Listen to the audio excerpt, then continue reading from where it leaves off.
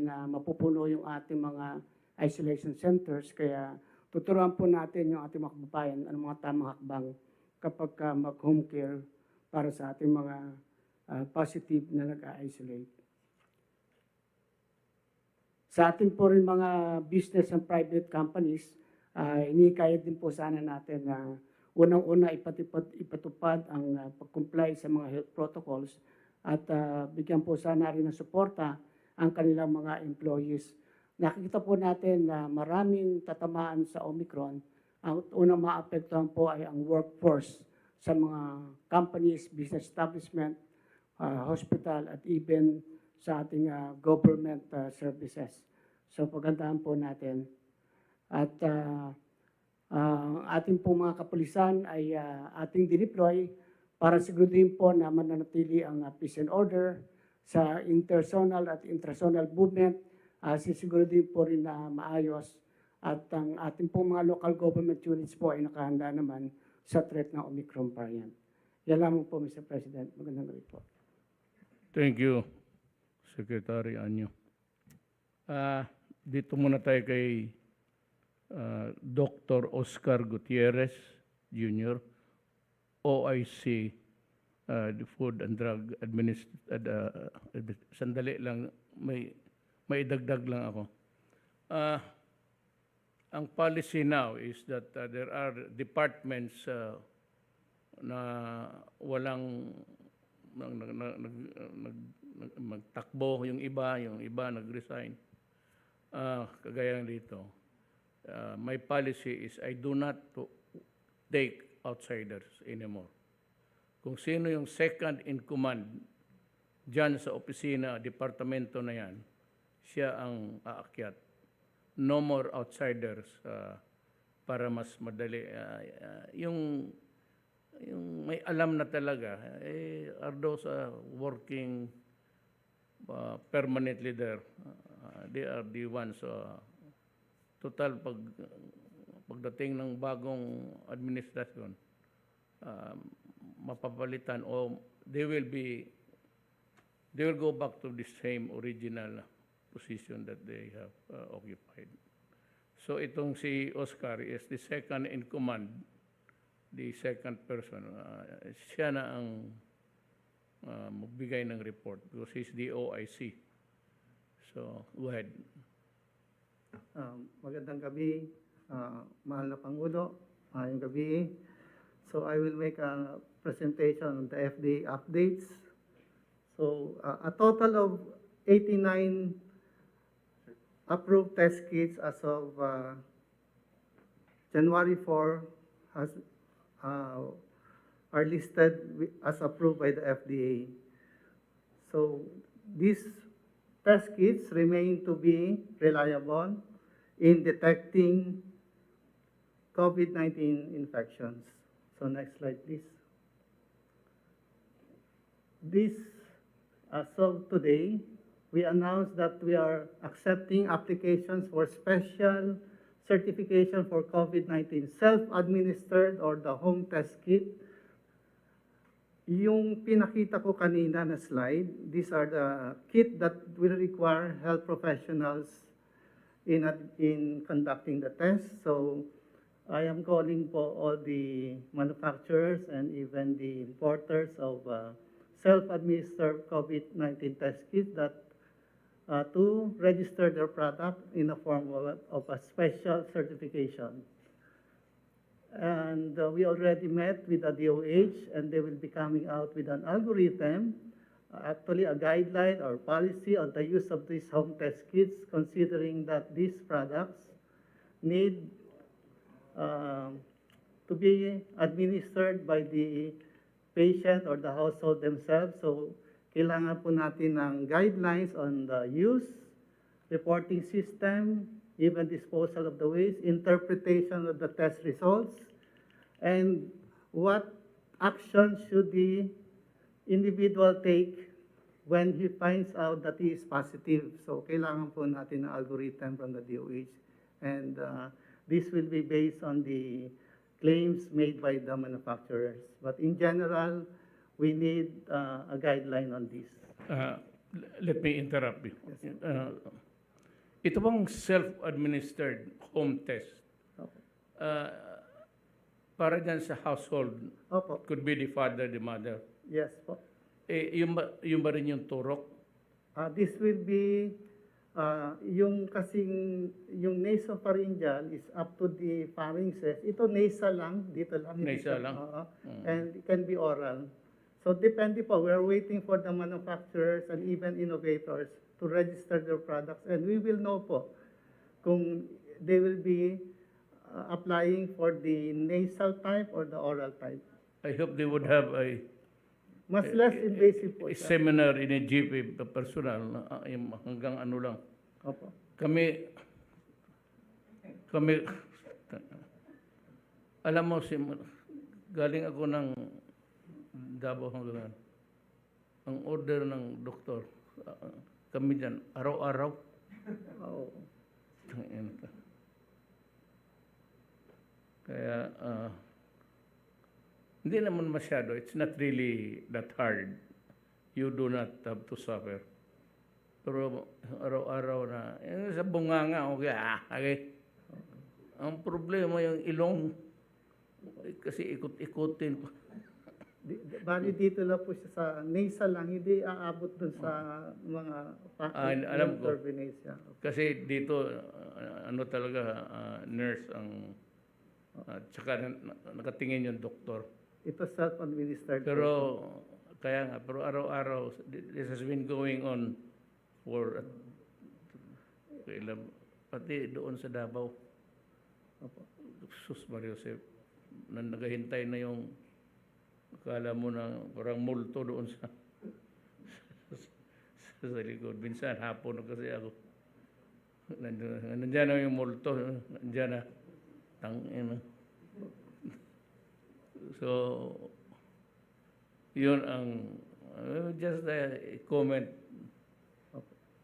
Kasi totoo naman, kasi sino, araw-arawin ka ba naman?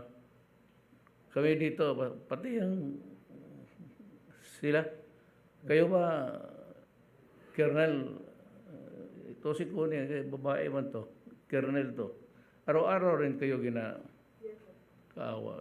Sige, marami pala tayo nagdudusa. Good. Nakikiramay kayo. Yes. Ikaw, araw-araw ka rin? Ay, hindi po. Hindi. Kaya baka, nagdaan ka ba kanina sa Dumaan po ako. kasi kung hindi ka araw-araw, Araw-araw po nag-iingat, nag-wear ng mask, ganyan. Nagugas ng kamay, social kaya distancing. ganito ang problema. I'm just wondering, dito umiikot sa utak ko, why the massive contamination? Nga, halos every household. I can only give, I'm not guessing, but I'm just formulating a theory that it was because of the holidays. Yung holidays kasi nagbaba tayo ng alert 1, so everybody was out, including children. Including the unvaccinated. Ito yung rest back na yun. This is the result of kasi bigla kagaya nung sabi, January 6, then, but it was only 5,400 cases. Then 2 days after, January 4 rather, January 4, 5,400.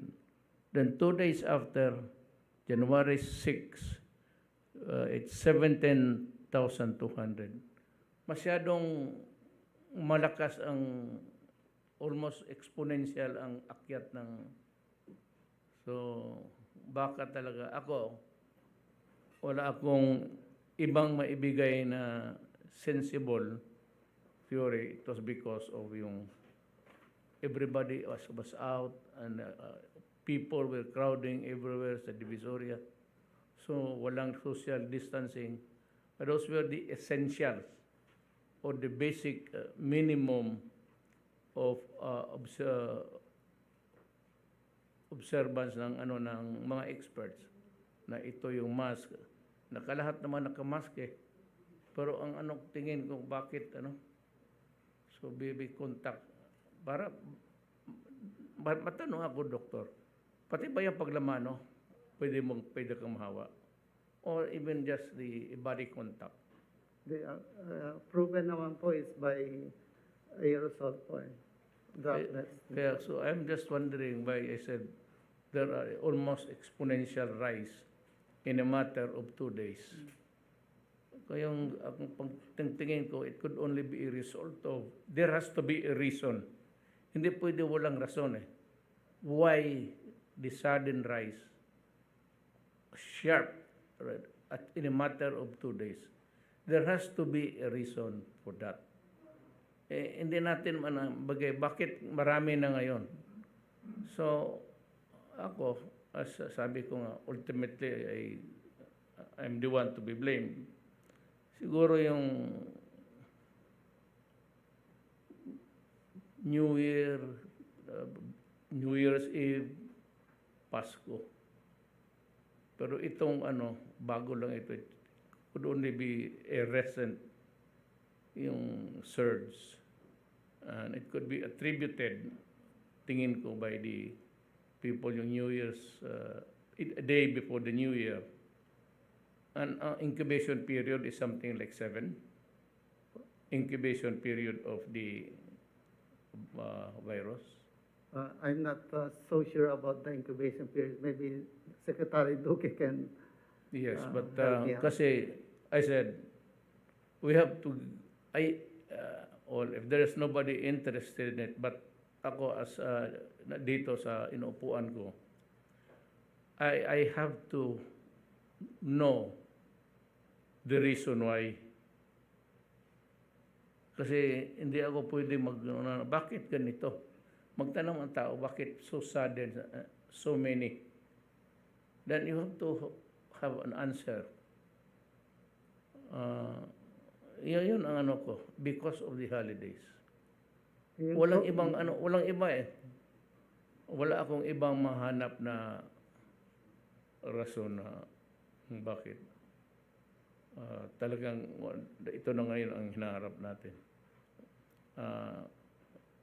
Of course, I'll ask Secretary Duque later